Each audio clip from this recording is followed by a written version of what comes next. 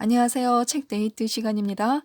오늘 소개해드릴 책은 아빠의 첫 돈 공부라는 책입니다. 박성현 지음 RHK에서 나온 책입니다.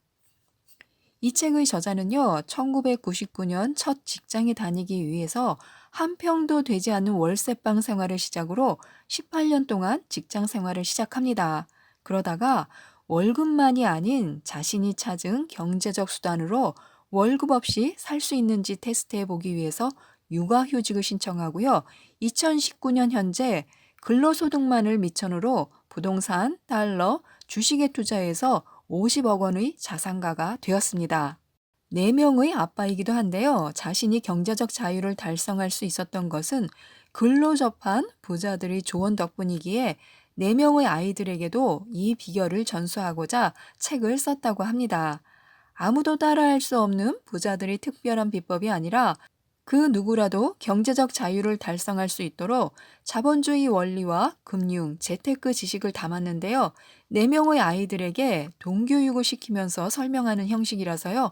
어떻게 하면 우리 아이들에게 동교육을 쉽고 재미있게 설명할 수 있을까 고민이셨던 분들에게 특히나 도움이 될 책입니다. 그대로 따라 하셔도 될 것 같고요. 이 책은 1장 일해서 아끼는 돈, 2장 모아서 키우는 돈, 3장 알아야 지키는 돈, 4장 자본이 되는 돈, 5장 돈 버는 돈, 6장 잡아야 잡히는 돈, 이렇게 총 6장으로 구성되어 있는데요. 몇 가지만 말씀드리겠습니다. 1. 최고의 노예, 최악의 주인. 우선 4명의 아이들에게 경제관념에 대해서, 돈에 대해서 교육시키는 장면이 인상적이었는데요. 돈을 노예라고 표현합니다. 우리 자신은 주인이 되는데요. 그러니까 노예들은 주인인 우리를 위해서 일을 합니다. 돈을 벌어다 주는 노예라고 말이죠. 1원당 1명의 노예가 생기는 셈인데요. 아빠는 노예 1억 명을 은행에 보내서 일을 시켜 예금이라는 일인데 그랬더니 아빠 대신 1년 동안 열심히 일하더라. 아빠가 잘 때도 일해서 1년 동안 170만 원 정도 벌어와 하고 쉽고 재미있게 설명을 해줍니다. 그러면 아이들도 자신의 통장을 보면서 나는 70만 원이 있으니까 70만 명한테 일을 시킬 수 있는 거네. 얘들은 얼마나 돈을 벌어올 수 있어? 하고 아빠한테 묻습니다. 그러면 아빠는 다시 연 이자율이 2%일 때 세금은 15.4%를 떼니까 1년에 1만 2천 원 정도야. 한 달이면 한 1,000원 정도? 이렇게 이자와 세금까지 가르쳐 주면서 설명을 해줍니다. 아이들은 1,000원 벌어온다는 소리에 실망하면서도 돈을 더 많이 벌어오게 하려면 노예를 더 많이 만들어야 한다는 것을 깨닫게 됩니다. 그리고 지금은 노예들보다 자신들이 직접 일해서 돈을 버는 게 훨씬 빠르고 낫다는 것을 깨닫게 되고 부모님의 심부름이나 설거지를 하겠다고 나서게 됩니다. 그렇게 해서 1,000명의 노예, 2,000명의 노예를 얻게 되는 거죠. 이런 식으로 아이들에게 쉽고 재미있게 돈에 관한 교육을 시키고 있는데요. 한번 응용해 보셨으면 좋겠습니다. 2. 월급쟁이를 위한 지렛대. 육아휴직 중에 할 수 있는 생산적 활동은 재테크밖에 없었는데요. 이러한 이유로 자연스럽게 금융과 투자에 관한 연구에 몰두하게 됩니다.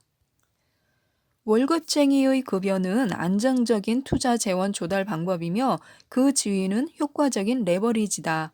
또한 월급쟁이가 몸담은 직장은 영민한 사업가가 되기 위한 수업료 없는 학원이다. 중요한 것은 월급의 노예로 사는 동안 앞으로 돈의 주인으로 살기 위한 준비를 제대로 하는 것이다. 최고의 노후 대비는 은퇴하지 않는 것이다 라는 말이 있다. 경제적 자유를 얻을 수 있는 완벽한 준비를 하기 전까지는 월급쟁이라는 지렛대를 최대한 활용해야 한다. 버틸 수 있을 때까지 버텨야 하는 이유는 현재 먹고 살기 위해서가 아니라 미래에 먹고 살기 위해서라는 걸 기억하라. 3. 도대체 언제까지 절약해야 할까?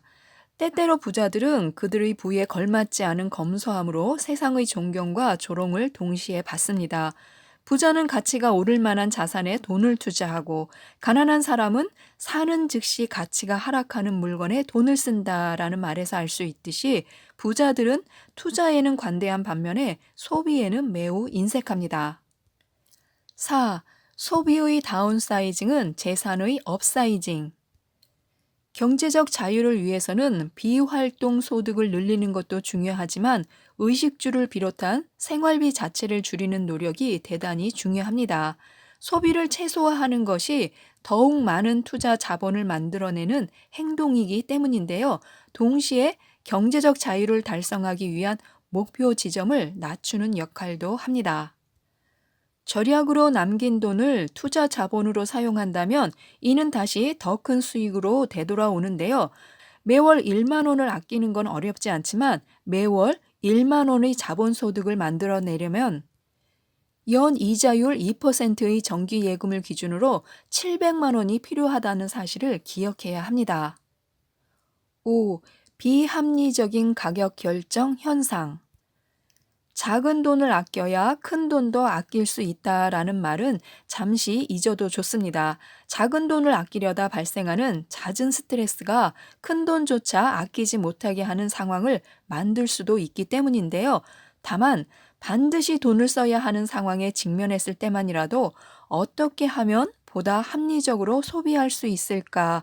이런 생각을 한 번쯤 스스로 되물어야 합니다. 6. 지금 당장 돈을 모아야 하는 이유. 돈이 필요한 사람이 가장 먼저 알아야 할 것은 무엇일까요? 정답은 허무할 정도로 간단합니다. 돈을 버는 방법입니다. 돈을 벌려면 돈에 대해서 제대로 알아야 하는데요. 돈을 이해한다라는 말을 좀 더 세련되게 표현하면 자본주의를 이해한다라는 말이 될 것입니다. 나라는 노동력을 제공할 수 있는 사람은 나 하나뿐인데요. 이 노동력은 언젠가는 낡고 쓸모 없어질 가능성이 매우 큽니다. 하지만 돈은 다르죠. 돈은 언제든 또 다른 돈을 벌 준비가 되어 있으며 지치지도 멈추지도 쓸모 없어지지도 않습니다. 돈은 두 가지 형태로 존재합니다. 하나는 소비를 위한 돈이고 또 하나는 투자를 위한 돈입니다. 소비를 위한 돈이 소비에 쓰이지 않고 남을 때 투자를 위한 돈이 될 수 있습니다. 돈이 돈을 벌게 하는 것, 즉 투자야말로 자본주의 사회에서 자본가가 되는 유일한 방법입니다. 7. 한 우물만 팔 때 생기는 일. 저자는 여전히 월급쟁이의 신분을 유지하면서 사업과 투자를 병행하고 있는데요. 포트폴리오 투자 전략이 꼭 부동산과 주식 투자를 함께 해야 한다거나 가치주와 성장주 혹은 서로 다른 업종의 주식 종목에 투자해야 한다는 의미만 있는 것은 아닙니다. 직장에 다니거나 자영업을 하면서 투자를 겸하든 사업과 투자를 병행하든 수입원을 다각화하는 것 역시 포트폴리오 투자 전략의 효과를 거둘 수 있는 방법입니다. 즉, 여러 개의 수도꼭지를 가지고 있다면 예상치 못한 일로 수도꼭지 하나가 고장이 나더라도 남은 다른 수도꼭지를 통해서 물을 공급받을 수 있다는 뜻인데요. 한 우물을 파면 결국 하나의 우물만 갖게 된다는 뜻입니다. 8. 어렵게 벌거나 쉽게 벌거나. 경제적 자유에 이르는 날을 하루라도 앞당기고 싶다면 저축은 물론 투자도 해야 하고 현금성 자산에 대한 투자뿐 아니라 현물 자산 투자에도 관심을 기울여야 합니다. 또한 물가 상승으로 인한 화폐 가치 하락뿐 아니라 디플레이션 같은 물가 하락으로 인한 화폐 가치 상승도 염두에 두어야 합니다. 이럴 때는 부동산 같은 현물 자산은 수익성이 떨어지고 오히려 은행에 묶어둔 현금 자산이 효자 노릇을 하게 될 수도 있습니다. 저축은 투자를 위한 준비 과정에 불과하고요. 경제적 자유를 만들어내는, 즉 돈을 버는 무기는 투자입니다. 9. 절세는 고금리 정기예금. 아마 많은 분들이 알고 계실 텐데요. 자동차세를 언제 납부하느냐에 따라서 세금 감면 혜택이 달라집니다. 1월에 납부하면 1년분의 10%를, 3월에 납부하면 7.5%를, 그리고 6월에 납부하면 5%를, 9월에는 2.5%를 감면받을 수 있습니다.